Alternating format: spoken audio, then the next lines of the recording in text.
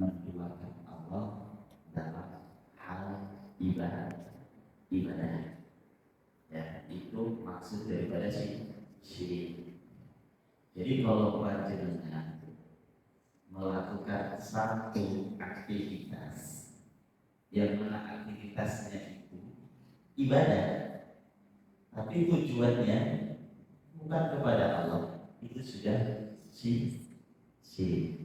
Ya, itu syirik. Jadi menduakan Allah dalam perkara tujuan ibadah. Makanya ya, keyakinan kita itu harus kuat kepada Allah. Karena kalau kita tidak memiliki keyakinan kuat kepada Allah, maka jatuh pada perkara yang syirik. Ya. Maknanya menduakan Allah dalam perkara ibadah. Dan ibadah itu kan banyak, ya, banyak sekali ibadah. Kan baik mengeluarkan duri dari jalan saja itu bagian daripada ibadah.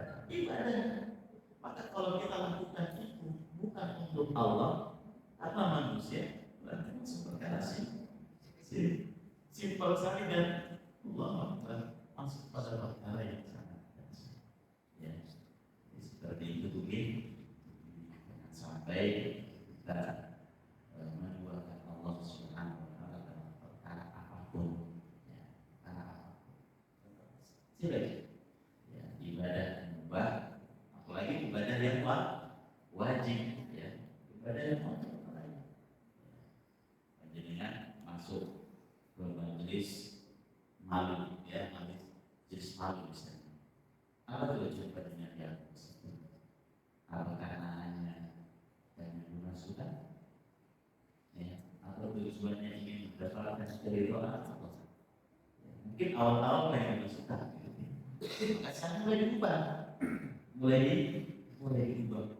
Oh, saya masuk ke majelis malu itu, ya, ingin apa? Mendekatkan diri saya kepada Allah Subhanahu wa taala. Kalau tidak seperti itu, bertemu dengan siapa?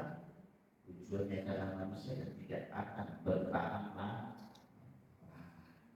Ya, jadi seperti itu deh Bu.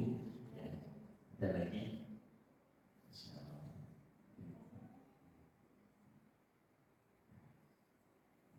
Bapak Ibu, masih ada yang bingung lagi boleh tanya. Daripada nanti di rumah, makanya pembahasannya nggak banyak-banyak. Nah, jadi bahasanya sedikit materi ya. Ada mungkin diskusinya ya. Tidak perlu lama. Karena mungkin ini dalam contoh sehari-hari saja. Kita coba koreksi bareng-bareng. Jadi mudahnya kalau dari bangun tidur, contoh tadi bisa hasil dan bangun tidur pagi-pagi misalnya ibu-ibu terus lagi sarapan. Kira-kira kalau kesalahan itu bisa jadi sirik enggak? Ini kan perlu ini. Dari kecil sepele yang mungkin dari belakang atau mungkin yang mungkin sehari-hari mungkin nyapu ngepel rumah. Kalau itu mungkin dilihat dengan niat mendapatkan ridho Allah, insya Allah itu banyak. Tapi kalau niatnya selain itu bisa belok jadi sirik kan? Insyaallah.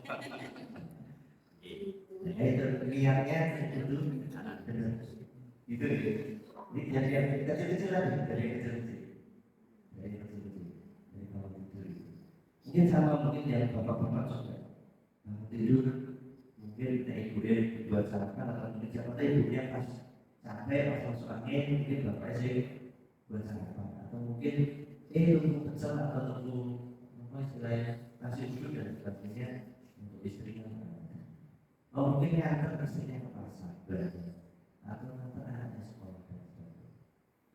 Jadi harus diniati benar-benar ini untuk mendapatkan ridhonya. Sholat, Allah meyakini ya sholat ya meyakini Allah. Tadi karena itu ibadah wajib yang sudah dilakukan. Mungkin perbuatan yang baik, yang itu menjadi ibadah. Mari kita lihat dengan niat yang benar. Jangan sampai niatnya berbeda. Jadi saya mau tanya, tapi kok kayaknya masih ada yang muda-muda tadi. Nah, maksudnya mungkin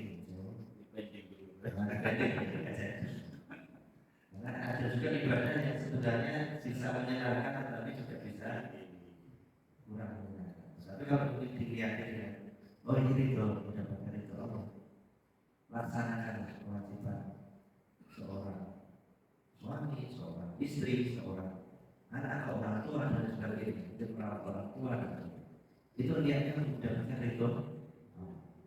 Anak berbakti seorang tua mendapatkan ridho. Istri berbakti ke suami ridho. Suami memberikan nafkah ke istri itu juga ridho. Jadi hal-hal yang tiap hari itu jangan sampai eman-eman yang dicari niatnya keliru gitu maksudnya. Mau satu dino istilahnya kayak kita setiap hari bekerja, mungkin yang bekerja di tempat tugas, yang berjualan, yang apa saja tugasnya. Kalau niatnya keliru, eman-eman ya terjadi. Karena misalnya mungkin aku karena kondisinya ada orang Jawa, orang Abah, orang Mama gitu. Atau mungkin orang kerja, orang apa istilahnya, orang bullying. Padahal niatnya hanya itu, jangan gawe itu karena itu duit, sing dodolan bakul mesti untung gitu. Tetapi ketika memang niatnya itu sudah berridho Allah, insya Allah masalah rezeki, masalah untung, masalah yang lain-lainnya itu Allah yang sudah atur semua. Sehingga monggo kita mulai dari hal kecil-kecil itu kita niati dengan baik, insya Allah untuk kita saking sepele kita bernafas saja dapat nilai beda. Ya, kita bernafas saja bahkan mungkin nanti ini kita mau istirahat dulu, kita tidur saja. Kalau niatnya Bismillah ya Allah, saya niat tidur untuk memberikan istirahat fisik kita. Semoga Allah ridho. Itu pahalanya. Tidur saja berpahala loh itu. Ini belum mengenal Allah. Ini moga dari hal yang sepele kita niati Bismillah ini semoga menjadi ibadah Allah ridho. Kalau Allah ridho, insya Allah itu menjadi sesuatu yang luar biasa. Mungkin ada lagi beberapa musik. Kira-kira bingung apa oke kleru ya. Dewasa menjadi kleru gitu. Perlu ditarik hubungan dan Ustaz Nasir. Nanti hal-hal yang sudah kita lakukan setiap hari, saya mungkin kalau kita nggak ikhlas ya. Kalau kita nggak ikhlas, jadinya malah musuh juga ya tadi. Musuh pas sakit, nggak dilakukan kita. Tapi niat yang dapat ridho Allah kan, di bawah Allah ya monggo kan gitu. Ya.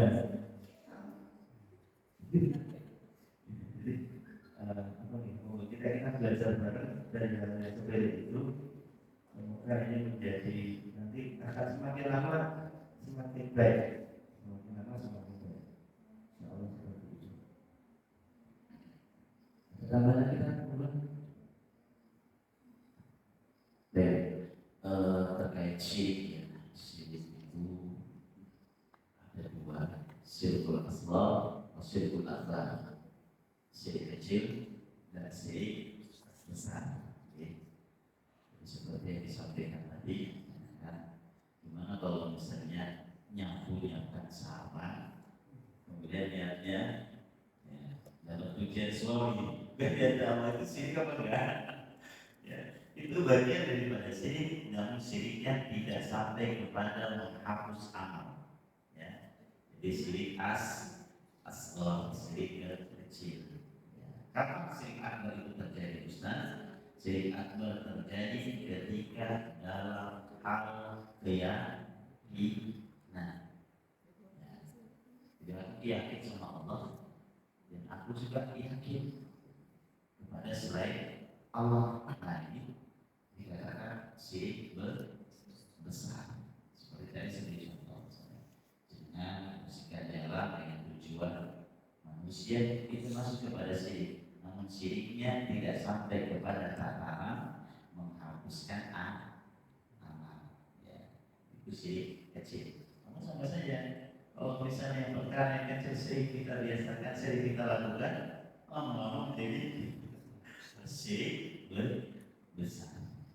Syirik besar juga.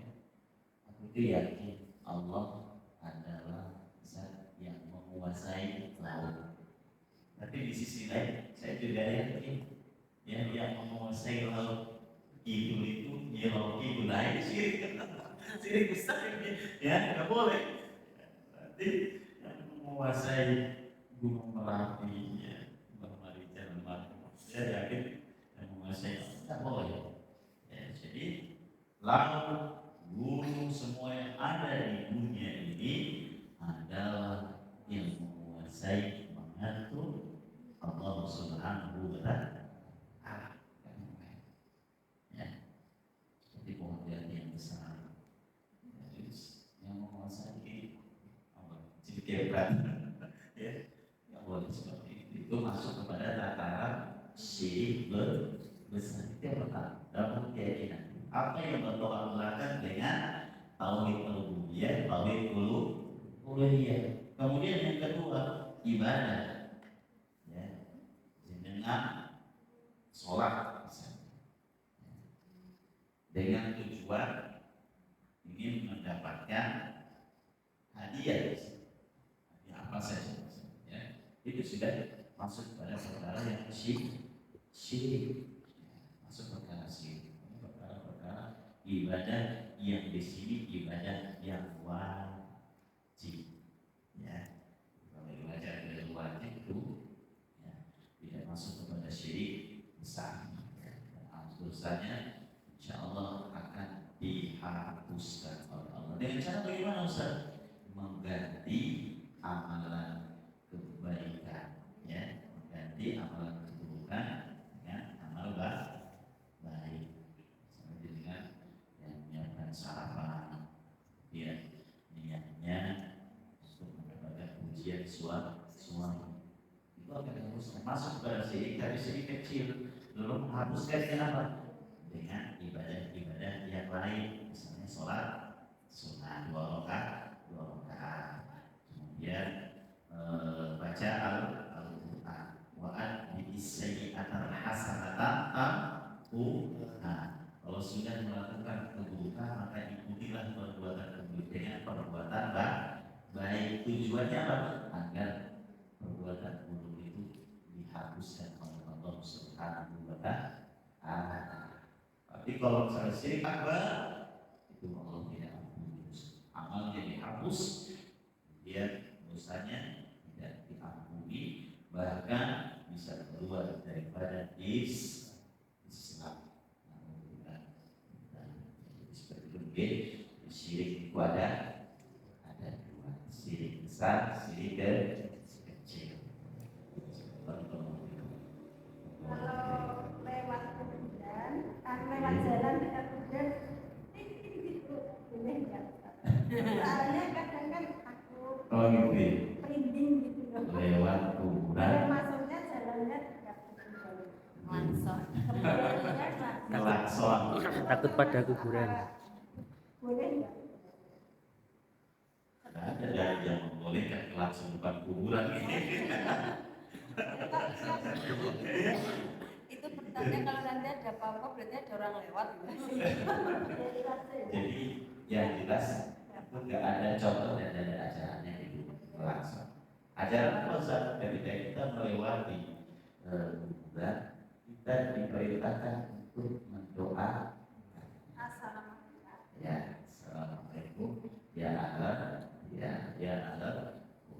Allahumma ja'alna min ahlil jannah. Semoga Allah menjadikan kalian itu ahli syurga. Jadi semua kan. Karena keyakinan orang itu yang lewat kuburan, yang lewat langsung ke kuburan, berarti ada yang sakit. Nah ini Ya, karena yang tidak mungkin terjadi ya, ya ada terjadi. Karena suatu sakit apa dari Allah semuanya. Jadi kami kuburan. Saya nggak percaya apa yang begitu, ya. Karena Rasul katakan, "Annal ummata law ijtama'at 'ala ma yadurruka bi syai' lam yadurruka bi syai' qad kataballahu lak." Kalau semua manusia itu berkumpul menjadi satu, lalu kita ala ayat berbuka bisa untuk memberikan kemudaratan kepada suatu kaum, lam yadurruka bisa, kemudaratan tidak akan pernah terjadi. Qad kataballahu lak, ketika Allah belum menentukan. Begitu juga sebaliknya, ya. Annal ummata law ijtama'at ala ayat fa'uka bi syai' qad kataballahu yanfa'uka bi syai' qad kataballahu. Semua manusia berkumpul satu, mereka berkumpul untuk memberikan kebaikan kepada suatu kaum, kepada kita, tidak bakal pernah terjadi ketika Allah Subhanahu wa taala belum menetapkan. Bisa kita yakin kepada Allah Subhanahu wa taala.